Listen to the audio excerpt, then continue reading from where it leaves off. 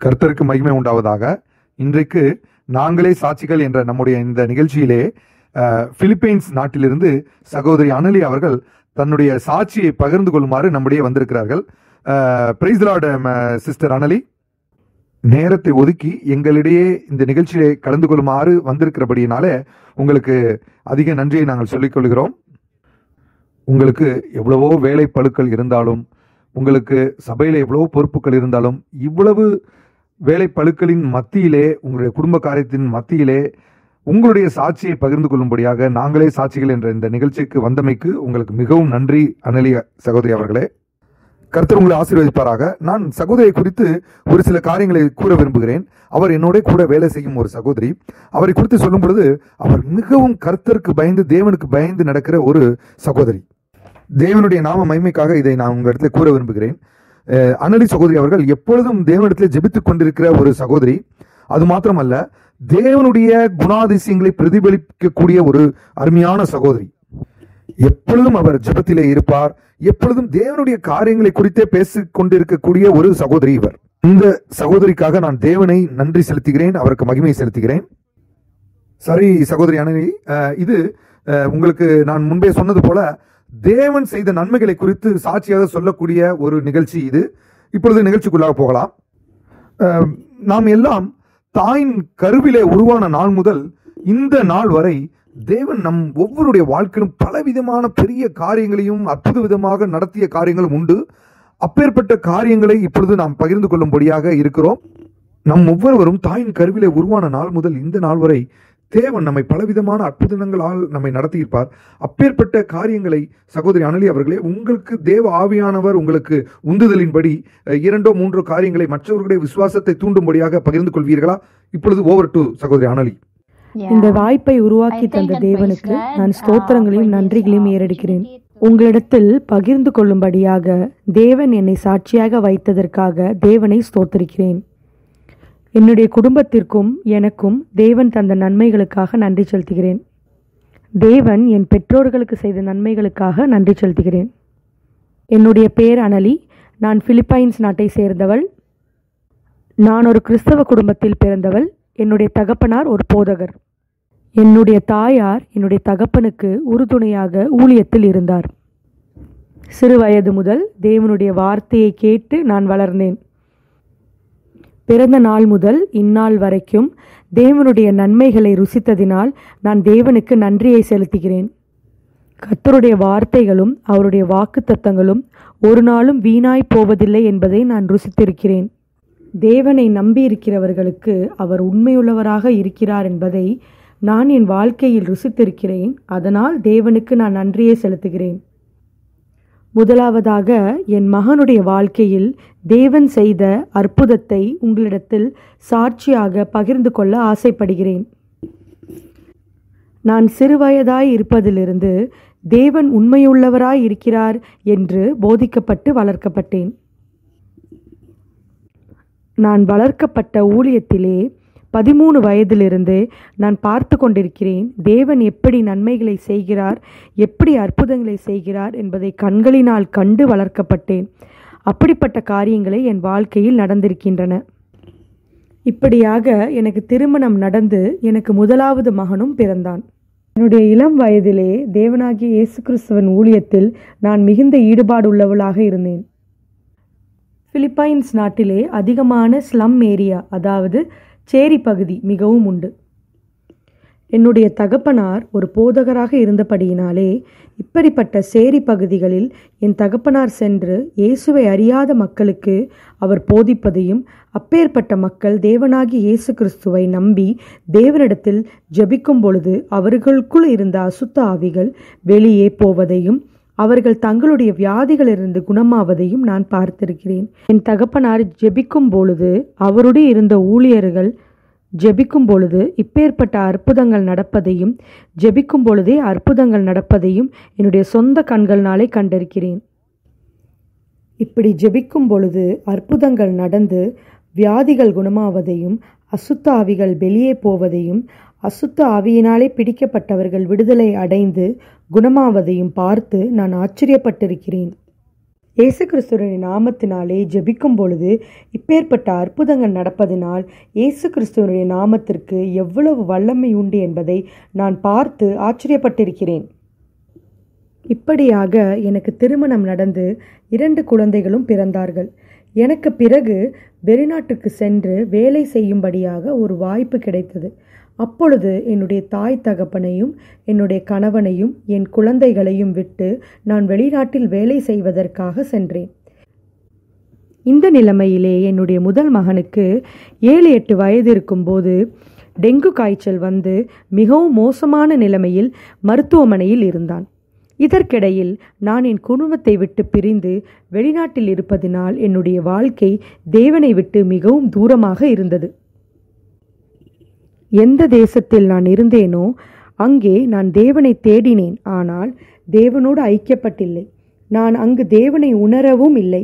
ஏனென்றால் தேவனோடு இருக்கும்படியாக என்னை உற்சாகப்படுத்துவதற்கும் தேவனோடு அதிகமான நேரத்தை செலவிடுவதற்கும் தேவ பலத்தை பெறுவதற்கு என்னை பலப்படுத்துவதற்கு அப்பேற்பட்ட மக்களோ விசுவாசிகளோ என்னோடு கூட இல்லை. நான் பிலிப்பைன் தேசத்தில் இருந்தபோது தேவனுடைய வார்த்தையிலே அதிகமாக ஊன்றி இருந்தேன். ஊழியத்திலும் அதிகமாக இருந்தேன். ஆனால் பிலிப்பைன் தேசத்தை விட்டு கடந்து வேலைக்காக வெளி தேசத்திற்கு போன பொழுது தேவனை விட்டு பிரிந்து ஊழியம் செய்யாமல் இருந்தேன். எப்படி யோனாவுக்கு தேவன் கொடுத்த அந்த ஊழியத்தை யோனா செய்யாமல் இருந்தாரோ அதே போல நானும் எனக்கு கொடுக்கப்பட்ட அந்த ஊழியத்தை செய்யாமல் வேலைக்காக உழைப்பதற்காக மறு தேசத்திற்கு சென்று தேவனுடைய ஊழியத்தை செய்யாமல் இருந்தேன். தேவனை சார்ந்து இருக்காமல் என்னுடைய சொந்த பலத்திலே நான் உழைத்து என் குடும்பத்தை நான் நடத்தலாம் என்றிருந்தேன். இப்படியாக நான் தேவனை விட்டு பிரிந்து இருக்கும் பொழுது, தேவனுடைய பிரசன்னத்திலிருந்து விலகி இருக்கும் பொழுது, தேவனுடைய சந்நிதியிலிருந்து நான் விலகி இருக்கும் பொழுது கண்டிப்பாக ஆபத்துகள் வரும், பல இன்னல்களும் வரும் என்பதை பார்த்திருக்கிறேன். ஏனென்றால் நாம் தேவனை விட்டு தூர இருக்கிறோம். இப்படியாக நாம் தேவனை விட்டு பிரிந்திருக்கும் சமயத்தில் ஆவியானவர் நம்மை மறுபடியும் தேவனிடத்தில் சேர்ப்பதற்கு நம்மை கண்டித்து உணர்த்தி நடத்துவார். இதுபோலதான் அந்த சமயத்திலே மிகவும் கண்ணடைக்கப்பட்டவளாய் தேவனை விட்டு தூரம் போனவளாய் இருந்தேன். என் கணவரோ அங்கு பிலிப்பைன் தேசத்தில் என்னுடைய 2 மகன்களையும் கவனித்து கொண்டிருந்தார். அப்பேற்பட்ட சமயத்தில்தான் என்னுடைய மகனுக்கு டெங்கு காய்ச்சல் பலமாக பாதிக்கப்பட்டது. உங்களுடைய முதல் மகன் அல்லவா? அதாவது டெங்குவினால் பாதிக்கப்பட்டது உங்களுடைய முதல் மகன், உங்களுக்கு பிறந்த முதல் மகன், சரியா? மோசமான நிலையில் இருந்தான். என்னுடைய மகனின் உடல்நிலை மிகவும் ஆபத்தான சூழ்நிலையில் இருந்தபடியினால் எந்த மருத்துவமனையும் என்னுடைய மகனை வைத்து மருத்துவம் செய்வதற்கு முன்வரவில்லை. எல்லா மருத்துவர்களும் கைவிரித்து விட்டனர். இப்பேற்பட்ட சூழ்நிலையில்தான் எனக்கு என்னுடைய சகோதரியும் என் தாயும் பிலிப்பைன் தேசத்திலிருந்து என்னை தொடர்பு கொண்டார்கள். என்னுடைய மகனின் நிலைமையை குறித்து சொன்னார்கள். அந்த சமயத்தில் என் கணவன் கூட அங்கே இல்லை. இப்படியாக மருத்துவர்கள் என்னுடைய மகனை கைவிட்டு விட்டார்கள். என் மகனால் உணவு கூட சாப்பிட முடியவில்லை. மிகவும் மோசமாக இருந்தான். அதனால் என் சகோதரியும் என்னுடைய தாயாரும், உன் மகனுக்காக நீ ஜெபிக்க வேண்டும், ஏனென்றால் அவன் ஜீவனுக்கு என்ன நடந்தாலும் அது தேவனுடைய சித்தம் என்று சொன்னார்கள். அப்பொழுது நான் தேவனிடத்தில் மனம் திரும்பி மறுபடியுமாக தேவனுடைய பிரசன்னத்திற்கும் அவர் சன்னதிக்கும் போனேன். பல ஊழியக்காரர்களிடத்தில் என் மகனுக்காக ஜெபிக்க சொன்னேன்.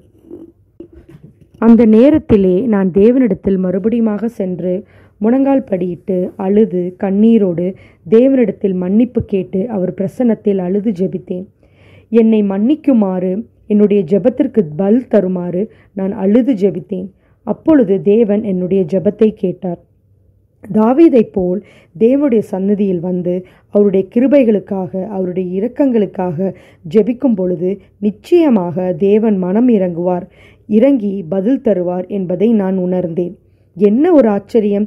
தேவன் என் ஜெபத்தை கேட்டு அந்த நேரமே என் மகனுக்கு முழு சுகத்தை கொடுத்தார்.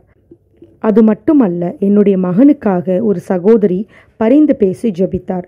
என் மகனை தொலைபேசியில் அழைத்து அவனை தான் செய்யும் ஜெபத்தை திரும்ப சொல்லுமாறு அவனிடத்தில் சொன்னார்கள். அவனும் அதை செய்தான். ஏசாயா 53:5 இப்படியாக சொல்லுகிறது, நம்முடைய மீறுதல்கள் நிமித்தம் அவர் காயப்பட்டு, நம்முடைய அக்கிரமத்தின் நிமித்தம் அவர் நொறுக்கப்பட்டார். நமக்கு சமாதானத்தை உண்டு பண்ணும் ஆக்கினை அவர் மேல் வந்து விழுந்தது.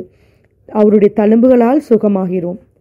இந்த வார்த்தையானது என் மகனுக்கு பலனையும் சுகத்தையும் ஆரோக்கியத்தையும் ஒரு அற்புதமான சுகத்தையும் கொடுத்தது. அப்படி என்னுடைய ஜெபத்தை கேட்டு, அந்த சகோதரியின் ஜெபத்தையும் கேட்டு, மகன் சொன்ன அறிக்கையை கேட்டு தேவன் சுகத்தை கொடுத்ததற்காக, என் மகனுக்கு ஜீவனை மறுபடியும் கொடுத்ததற்காக நான் தேவனுக்கு நன்றியை செலுத்துகிறேன். கர்த்தராகிய இயேசு கிறிஸ்து நமக்காக அடிக்கப்பட்டார், நமக்காக காயப்பட்டார், நமக்காக நொறுக்கப்பட்டார். அவருடைய தழும்புகளால் நாம் குணமாகிறோம் என்பது உண்மை. இதுதான் என்னுடைய மகனின் வாழ்க்கையில் நடந்த மிகப்பெரிய சாட்சி. இயேசு கிறிஸ்துவுக்கும் பரிசுத்த ஆவியானவருக்கும் தேவனுக்குமே மகிமை உண்டாகட்டும். இந்த சாட்சிக்காக நான் தேவனை துதிக்கிறேன். இப்பொழுது என்னுடைய மகன் மிகவும் நன்றாக இருக்கிறான், கல்லூரியில் படித்து கொண்டிருக்கிறான். இப்படியாக தேவன் எங்கள் குடும்பத்தில் நிறைய அற்புதங்களை செய்திருக்கிறார். அது மாத்திரமல்ல, படிப்படியாக நான் என்னை தேவனுடைய ஊழியத்திற்கு மறுபடியுமாக ஒப்பு கொடுத்து தேவனுடைய ஊழியத்தை செய்ய ஆரம்பித்தது முதல் எங்களுடைய வாழ்க்கையிலே, என்னுடைய குடும்பத்திலே பல நன்மைகளை தேவன் செய்திருக்கிறார். இப்படியாக என்னுடைய கணவனுடைய வாழ்க்கையில் கூட ஒரு பெரிய அற்புதத்தை தேவன் செய்தார். எப்படி என்னுடைய மகனை தேவன் சுகப்படுத்தினாரோ, அதிலிருந்து கிட்டத்தட்ட 15 வருஷம் கழித்து அதே போல என்னுடைய கணவனுக்கு ஒரு அற்புத சுகத்தை தேவன் கொடுத்தார். ஒரு முறை நான் சுவிசேஷ ஊழியத்திற்காக வேறொரு தேசத்திற்கு செல்ல நேர்ந்தது. அப்படியாக நான் செல்வதற்கு எல்லா ஏற்பாடுகளும் நடந்து முடிந்த பின், நான் அந்த சுவிசேஷ ஊழியத்திற்காக புறப்பட்டு செல்லும் அதே நாளன்று சாத்தான் என் கணவனை தாக்கினான். என்ன நடந்தது என்றால், என் கணவனுக்கு ஸ்ட்ரோக் வந்தது, அதாவது பக்கவாதம். என்னுடைய பெரிய மகனுக்கு 15 வயதும் சின்ன மகனுக்கு 13 வயதும். இருவரும் என் கணவரை மருத்துவமனையில் சேர்த்து அட்மிஷன் போடுவதற்கு, கையெழுத்திடுவதற்கு அவர்களுக்கு வயதில்லை. அதாவது உங்களுடைய 2 மகன்களும் சிறுவர்களாக, மைனர்களாக இருந்தபடினாலே அவர்களால கையெழுத்து போட முடியவில்லை. சரிதானே? நான் மற்றொரு நாட்டிற்கு போய் சுவிசேஷ ஊழியம் செய்துவிட்டு திரும்புவதற்காக எல்லா ஏற்பாடும் செய்துவிட்டேன். தேவனுடைய ஊழியம் தலைப்படாமல் இருக்க வேண்டும் என்பதால் தேவன் எல்லாவற்றையும் பார்த்துக் கொள்வார் என்ற விசுவாசத்தோடு தேவனிடத்தில் ஜெபித்துவிட்டு, என்னுடைய குடும்பத்தார் இடத்தில் பொறுப்பை ஒப்புக் கொடுத்துவிட்டு நான் சுவிசேஷ ஊழியத்திற்கு சென்று விட்டேன். தேவன் நிச்சயமாக என் கணவனை சுகப்படுத்துவார் என்ற விசுவாசத்தோடு ஜெபித்துவிட்டு சென்று விட்டேன். ஏனென்றால் தேவன் மாத்திரமே சுகம் தர முடியும் என்று நான் அறிவேன். தேவனுடைய கிருபையினால் என்னுடைய சகோதரிகளும் என்னுடைய சகோதரர்களும் என் கணவனை மருத்துவமனையில் சேர்த்து அவரை பார்த்தார்கள்.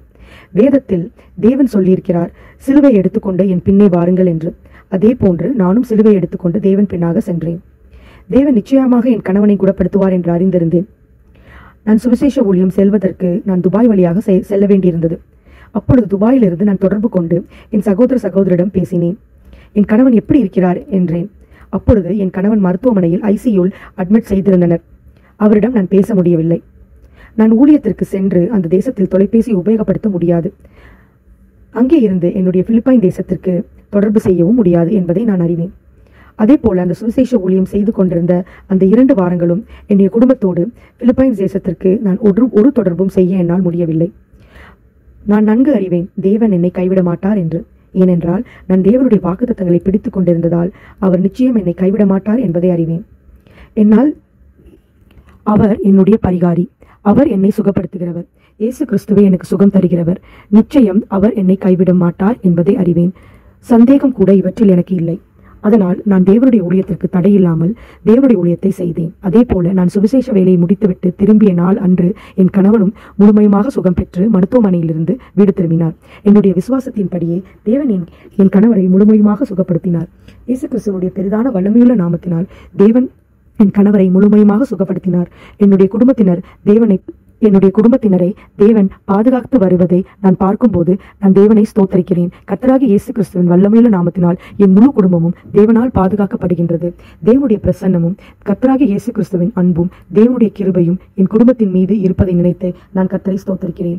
இதே போல ஒருவேளை நாம் குடும்பத்தை விட்டு பிரிந்து இருக்கிற வேளையில் நீங்கள் தேவனை முழுமையாக நம்பும் பொழுது நிச்சயமாக தேவன் நம் குடும்பத்தாரை பாதுகாப்பார். நம்முடைய பலத்தினால் அல்ல, தேவனுடைய கிருபையினாலும் பரிசுத்த ஆவியானுடைய கிருபையினாலும் நம்முடைய குடும்பத்தை தேவன் பாதுகாக்கிறார். நீங்கள் தேவனை முழுமையுமாக நம்புகிற வேளையில் நிச்சயமாக தேவன் உங்கள் குடும்பத்தாரை அவருடைய பாதுகாப்பிலே வைப்பார்.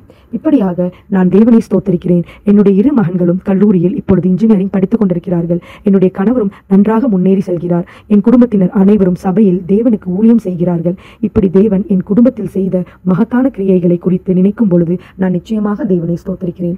நான் விசுவாசிக்கிறேன், இந்த நிகழ்ச்சியானது நிச்சயமாக கர்த்தராகிய இயேசு கிறிஸ்துவின் மகிமை சேர்க்கும் ஒரு நிகழ்ச்சியாக இருக்கும் என்று.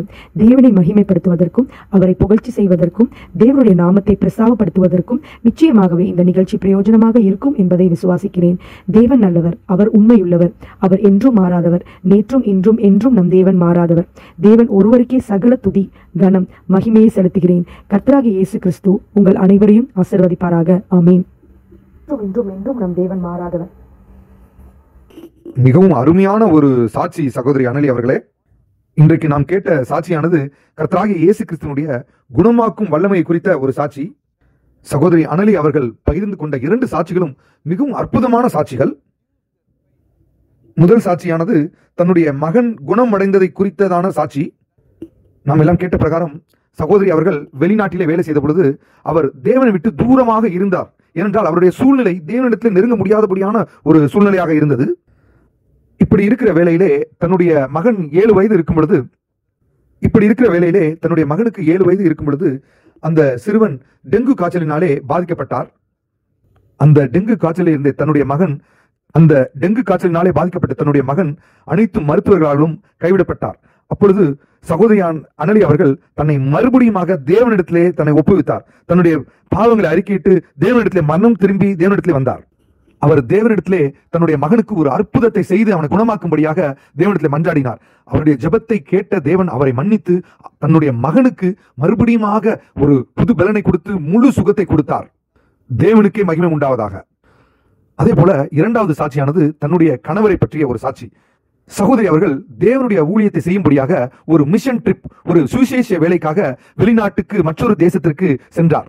அவர் சென்ற இடத்திலே அவரை சகோதரிக்கு எந்த ஒரு தொலைபேசியும் அல்ல, அந்த தேசத்திலே எந்த ஒரு தொலைபேசியும் அவரால் உபயோகப்படுத்த முடியவில்லை. அங்கே மற்றவர்களை அவர் தொடர்பு கொள்வதற்கு எந்த விதமான ஒரு தொடர்பு சாதனமும் அவரிடத்துல இல்லை.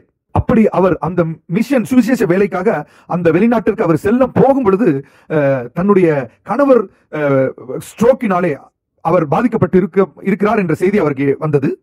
அப்படிப்பட்ட செய்தி வந்த நிலைமையிலும், அப்படிப்பட்ட தன் கணவர் பாதிக்கப்பட்டிருக்கிறார் என்ற செய்தி வந்திருந்த பொழுதும் தேவனுக்காக முன்னெடுத்து வைத்த காலை பாதியிலே விட்டு அந்த சுவிசேஷ வேலையை விட்டு திரும்பி வராமல் தேவன் தன்னுடைய கணவருக்கு எப்படியும் சுகத்தை தருவார் என்ற விசுவாசத்தோடு அந்த சுவிசேஷ பணியை அவர் தொடர்ந்தார். தேவன் இயேசு கிறிஸ்து, கர்த்தராகிய தேவனாகிய இயேசு கிறிஸ்து எப்படியும் தன்னுடைய கணவரை முழுவதுமாக குணமாக்குவார் என்ற விசுவாசத்தோடு அவர் அந்த சுவிசேஷ வேலை பாதியிலே விடாமல் முழுவதுமாக அவர் தொடர்ந்து செய்தார். அவருடைய விசுவாசத்தை கனப்படுத்தும்படியாக அவர் அந்த சுவிசேஷ வேலையை முடித்துவிட்டு அந்த தேசத்திலிருந்து தன்னுடைய தேசமாக பிலிப்பைன் தேசத்துக்கு திரும்பி வரும் அந்த வேளையிலே தன்னுடைய கணவரும் மருத்துவமனையிலிருந்து முழுவதுமாக குணம் பெற்று அவர் மறுபடியும் அவர் வீட்டுக்கு வந்தார். தேவனுடைய நாமத்திற்கு மாத்திரம் மகிமை உண்டாவதாக. இப்பேற்பட்ட சாட்சியை தேவன் கொடுத்தபடினாலே ஆமேன், ஆமேன், ஆமேன். இதை பார்த்து கொண்டிருக்கிற சகோதர சகோதரிகளே, கண்டிப்பாக நாம் முழுவதுமாக தேவனையே நம்பி இருக்க வேண்டும். இங்கே நான் மற்றொரு சாட்சியை கூட, என்னை பற்றிய சாட்சியை கூட உங்களிடத்தில் பகிர்ந்து கொள்ள விரும்புகிறேன். இதே போல எனக்கு 7-8 வயது இருக்கும் பொழுது எனக்கு நடந்த ஒரு சம்பவம். என்னை ஒரு மிகவும் கொடிய விஷமுள்ள ஒரு தேளானது என்னை கடித்து விட்டது. அதே வண்ணமாக நான் கிட்டத்தட்ட 1 மாத காலமாக கோமாவில இருந்து உயிருக்கு போராடி கொண்டிருந்தேன். அப்பொழுது மருத்துவர்கள் எல்லாம் என்னை கைவிட்டு விட்டார்கள். அப்பொழுது என்னுடைய தாய் அழுதார்கள், என் தந்தை அழுதார்கள். இருவரும் தேவனிடத்திலே நோக்கி பார்த்து தேவனிடத்திலே கதறினார்கள். இப்படியாக என்னுடைய தாய் கதறியதை, என் தந்தை கதறியதை தேவன் கேட்டார். இப்படியாக தாயும் தந்தையும் செய்யும் ஜெபத்தை தேவன் ஒரு நாளும் தள்ள மாட்டார். அவர் அதை கனப்படுத்துவார். மிகவும் நன்றி சகோதரி அனலி அவர்களே. இந்த சாட்சியினால் வந்த அனைத்து மகிமையும் கனமும் நம்முடைய கர்த்தராகிய இயேசு கிறிஸ்துவுக்கும் தேவனுக்குமே உரியதாகட்டும். ஆமேன். நன்றி சகோதரி அனலி அவர்களே, நன்றி, நன்றி. மேகம் போன்ற சாட்சிகளே, எம்மை முன் சென்ற சுத்தர்களே,